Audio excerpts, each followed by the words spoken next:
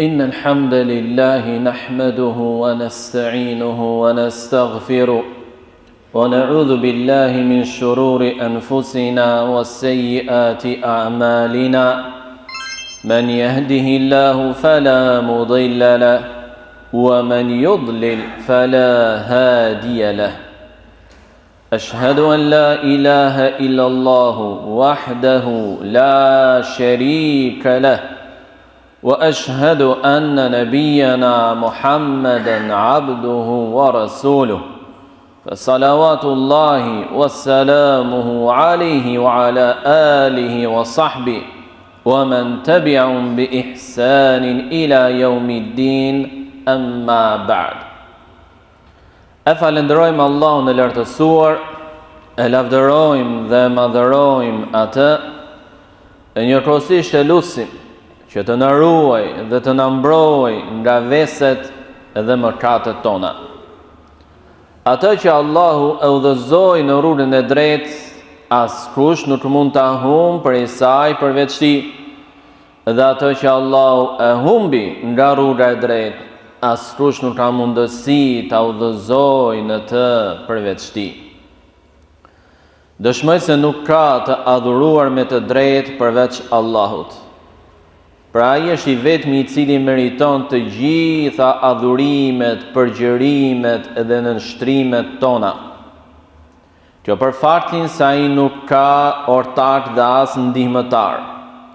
I tërë sundimi dhe pushteti i përket vetëm atij. Ai nuk ka birë dhe as bashortët. Nuk ka të ngjashëm dhe as të barabartë apo të njëjtë me të. Gjithashtu dëshmoj se Muhamedi alayhi salatu wassalam është rob i Allahut. Pra njeri, si të tërë njerëzit e tjerë, nuk ishte mbi njerëzor dhe as nuk ishte cilësi hyjnore. Por Allahu i lartësuar e dalloi dhe përzgjodhi atë ndër të tjerët me mesazhin që i ngarkoi për sjelljen e lajmeve nga Zoti i tij. Dhe ne lutim Allahun e lartësuar që salavatet dhe selamet e tij, faljet, mirësitë, lavdërimet e tij të jenë për profetin ton Muhammed, familje dhe sahabët e profetit, por edhe për të gjithë besimtarët e tjerë musliman deri në fund e në vijim. Të jesh musliman do të thotë të jesh njeriu më i lumtur. Të jesh musliman do të thotë që ti kesh përpara teje të gjitha rrugët për zgjidhjet e çdo problemi. Të jesh musliman do të thotë që për ty të mos ketë asgjë të panjohur. Në kuptimin që të jesh i hutuar apo në dilemë se çfarë duhet të bësh apo se çfarë të zgjedhësh. Një nga gjërat që i preokupon shumë njerëzit është edhe lumturia. Edhe për lumturinë kanë folur vazhdimisht në kohë të ndryshme shumë njerëz. Dhe kanë dhënë ato teoritë e tyre, ashtu siç vazhdojnë të japin. Dhe ka jo pak njerëz që mendojnë se lumturia është vetëm tek ana materiale. E ka të tjerë që japin për kufizime dhe teoritë e tjera.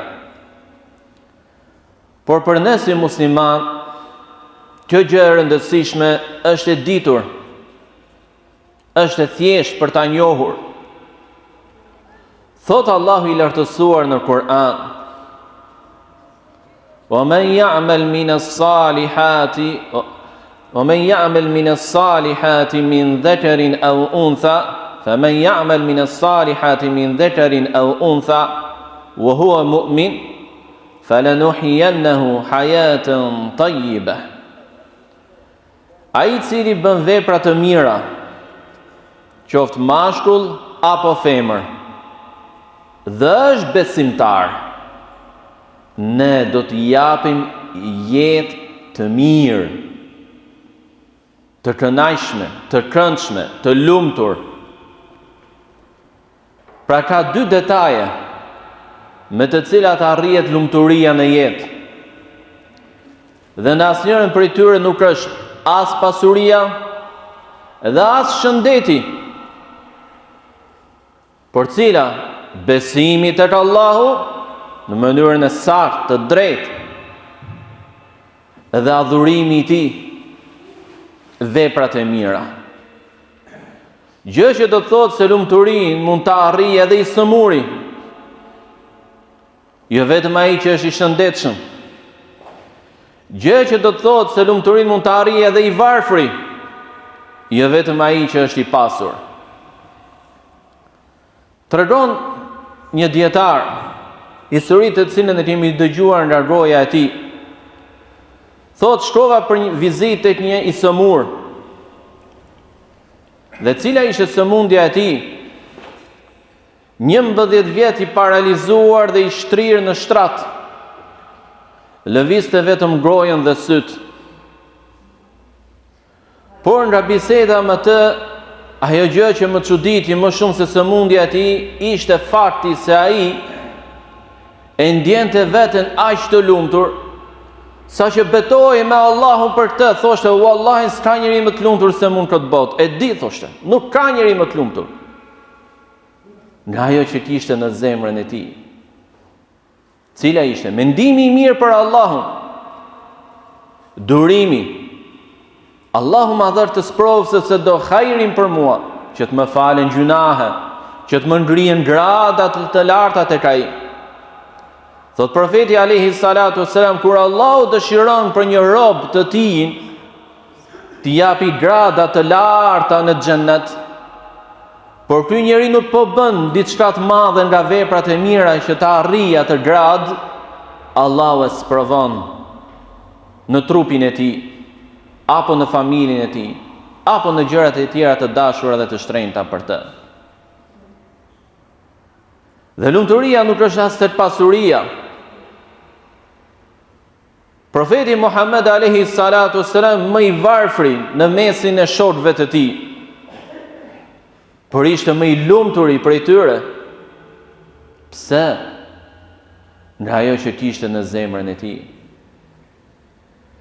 Pra lumturinë Allahu Azza wa Jall nuk e ka veçuar vetëm për disa dhe jo për të tjerët. Nuk e ka veçuar vetëm për të pasurit. Normalisht pasuria ndikon, por nuk është kryesorja dhe as gjithçka, nuk është përfundimtarja. Dhe shëndeti ndikon, por nuk është kryesori dhe gjithçka dhe as përfundimtari. Prandaj në ajetin kuranor Allah tha, ai që besoi dhe bëri vepra të mira, ai do ta meritojë këtë gjë. Edhe pse mund të jetë i varfër, i mungrojnë gjërat e nevojshme, mund të jetë i sëmur. Dhe çfarë tha për ata që nuk i kanë këto dy detaje, këto dy cilësi? Wa man a'rada an dhikri fa inna lahu ma'ishatan danka. E ai i cili ja kthen shpinën dhikrit tim, për kujtimin tim, do të ketë jetë të vështirë, jetë të rëndë. Ne mund të njohim, qoftë direkt apo indirekt, njerëz të famshëm, të rrethuar nga luksi, rrobet e shtrenjta, makinat, modelet më të reja, kështjellat e mëdha që mund të kenë shtëpia të mëdha, fama, por vetë ata dëshmojnë për jetën e tyre private se nuk janë as pak të lumtur. Se nuk janë as pak të lumtur. Thot profeti Muhammed alayhi salatu wasalam në një hadith që ne nuk duhet ta harrojmë, por her pas here t'ja kujtojmë veteve tona për të menduar thellë në të, sepse aty është çelësi i lumturisë. E mrekullueshme dhe e çuditshme është çështja e besimtarit. Kur atij i vjen një e mirë, ai falenderon Allahun dhe kjo është hajër për të. E kur i vjen diçka që e dëmton apo e lëndon, bën durim. Bën durim. Pra, në çfarë kuptim durim? Çfarë durimi? Që vazhdon të mendoj mirë për Allahun, që nuk i ankohet njerëzve në kuptimin, jo në aspektin e tregimit të sëmundjes, që s'është ankesë. por bën durim. Dhe kjo është hajër për të, tha profeti alayhis salatu wassalam. Dhe çfarë tha më pas? Dhe kjo është e veçantë vetëm për besimtarin. Pra shihni ekuilibrin në jetën e besimtarit. Shihni çfarë ekuilibrit mrekullueshëm na mësoi në profeti alayhis salatu wassalam. Për të dy anët e kundërta, sikur je mirë, çfarë qëndrimi duhet mbash, sikur je duke kaluar një sprovë, çfarë qëndrimi duhet mbash. Dhe kjo është e veçantë vetëm për besimtarin, nuk arrin dot dikush tjetër.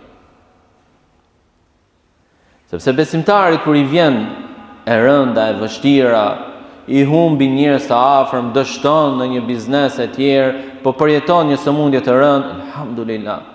E di se për to minuta, dhimbje, shqetësimi që përjeton, do të kompensohen me shpërblime madhështore nga Zoti bujar. Sa që thot profeti alayhis salatu wassalam, kur të shohin të sprovuarit në dynja, shpërblimet që kur të shohin të tjerët shpërblimet që do t'u japi Allahu atyre që kanë qenë të sprovuar në dynja, do të dëshironin që mishi i tyre të ishte prerë me dëshirë. Pra të përjetonin dhimbje më të madhe në dynja. Kur të shohin ato shpërblime madhështore që t'jep Zoti bujar. Dhe atë shpërblim dhe atë nderim që ta jep Zoti bujar, nuk ta jep dot askush tjetër. أقول قولي هذا وأستغفر الله لي ولكم ولسائر المؤمنين من كل ذنب فاستغفروا إنه هو الغفور الرحيم. الحمد لله رب العالمين والعاقبة للمتقين ولا عدوان إلا على الظالمين والصلاة والسلام على أشرف المرسلين نبينا محمد وعلى آله وصحبه ومن تبعهم بإحسان إلى يوم الدين. Një nga adhurimet e mëdha në Islam dhe që shtyll nga shtyllat e kësaj feje madhështore është edhe kryerja e haxhit.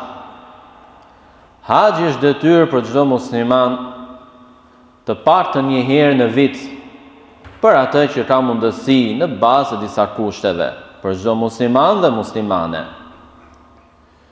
Dhe profeti alayhis salatu wassalam ka përmendur shpërblime të mëdha për haxhin, falja e gjunaheve dhe hyrja në xhenet për atë që e bën haxhin në mënyrën e duhur. Dhe ai që nuk e ka kryer ndonjëherë haxhin, edhe këtë vit ka mundësi ta kryej, nuk ka pengjesa, pra e ka detyrë emergjente kryerjen e haxhit. Pra nuk i lejohet ta shtyj dhe ta vënoj pa arsye të forta. Dhe komuniteti musliman ka nxjerrë lajmërimin për ata besimtarë që duan të kryejnë haxhin, detajet e të cilit ne i kemi vendosur, apo do t'i lexoni në posterat që janë vendosur në dyert e xhamisë tonë. Prandaj kush ka mundësi për haxhin, apo ai që mendon apo akoma sheh pengjesa, ta lut Allahun Azza wa Jall. Dhe mos i mendoj pengesat apo pamundësinë që mund të ketë ekonomike si një portë e mbyllur. Ato janë thjesht sebepe. Ti lutë Allahun, sepse nëse bën një vepër të mirë, suksesi është nga Allahu dhe jo merita jote. E nëse largohesh një gjunahu, suksesi është nga Allahu dhe jo merita jote. Bëjeni një dëshirën për haxhin. Luteni Allahun Azza wa Jall. Filloni të lexoni ata që e kanë ndarë mendjen dhe e kanë vendosur për haxhin. Filloni të lexoni, të mësoni, të merrni informacion rreth kryerjes së këtij adhurimi që ta sheh, në mënyrë që ta kryeni atë në mënyrën e saktë. Elusim Allahun e lartësuar që t'i fali gabimet tona, t'i pranoj veprat tona të mira, na ruaj nga zjarri i xhehenemit, na bëj neve prej banorëve të xhenetit, na lehtësoj llogarinë në ditën e vështirë dhe të rëndë të gjykimit. Na lehtësoj neve dhe të na japi sukses në përgjigjet e pyetjeve të varrit. Ti bëj varret tona dhe varret e prindërve dhe të afërmve tanë dhe të gjithë muslimanëve kopshte prej kopshteve të xhenetit. Elusim Allahun e madhëruar të na japi neve mirësi dhe bereqet prej tij në vetët tona, në familjet tona, në vendin tonë. Elusim Allahun e madhëruar që ta përmirësoj situatën në vendin tonë. T'ua jap pushtetin, drejtimin e çështjeve njerëzve besimtar, që i frikësohen Zotit e tyre dhe duan dhe mëshirojnë popullin e tyre. Allahumma salli ala Muhammedin wa ala ali Muhammed, kama sallaita ala Ibrahim wa ala ali Ibrahim innaka Hamidun Majid. Wa barik ala Muhammedin wa ala ali Muhammed, kama barakta ala Ibrahim wa ala ali Ibrahim innaka Hamidun Majid. ولو أنهم فعلوا ما يوعظون به لكان خيرا لهم وأشد تثبيتا وإذا لآتيناهم من لدنا أجرا عظيما ولهديناهم صراطا مستقيما وأقيموا الصلاة